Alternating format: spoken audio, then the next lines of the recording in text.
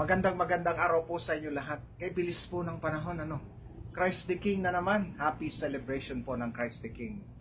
At tinutulungan po tayo ng ating Ebanghelyo, Luke 23:35 to 43, na sariwain sa ating diwa kung paano kakaiba itong Kristong Hari na ito. Dahil ang kanya pong pinaiiral ay ang kanyang pagmamahal. Hindi sandata, hindi army, hindi kapangyarihan, lakas o puwersa, kung hindi habag.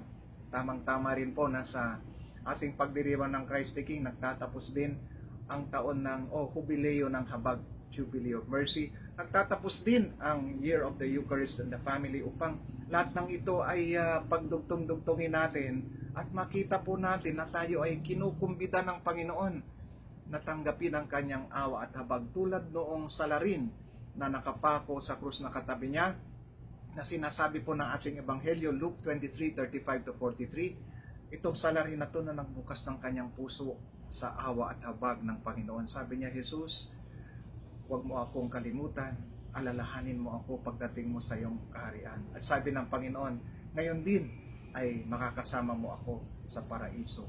Yan po ay imbitasyon sa ating lahat na buksan ang ating buhay sa awa at habag ng Diyos.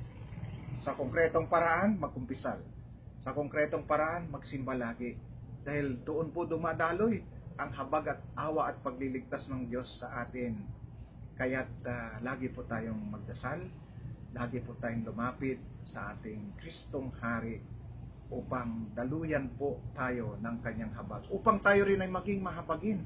Dahil yan po ang gusto ng Panginoon na mangyari sa atin. Tayo pong tumatanggap ng habag, ay tayo rin ay magiging mahabagin sa ating kapwa sa pamagitan ng mga konkretong gawain, showing our love and compassion, ang makikita ang ating pagtulong sa ating kapwa at pagmamalasakit sa kanila. Dahil, di ba, sabi rin sa Matthew 25:40, ano man ang gawin mo sa iyong kapwa, sa akin mo ginagawa. At sabi niya ay, come all of you, blessed of the Father.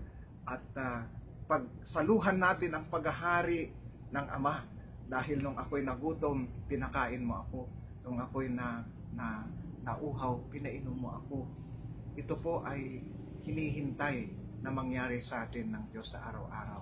Meron ba tayong natutulungan, minamahal, pinagmamalasakitan sa araw-araw? Sabi nga, prayer is not enough. Kailangan makita ito sa concrete acts of love na ating ginagawa sa ating kapwa. Patuloy po tayong maging madasalin, manalig sa Diyos, at patuloy na gumawa ng mabuti sa ating kapwa. Pagpalain po tayo ng Panginoon.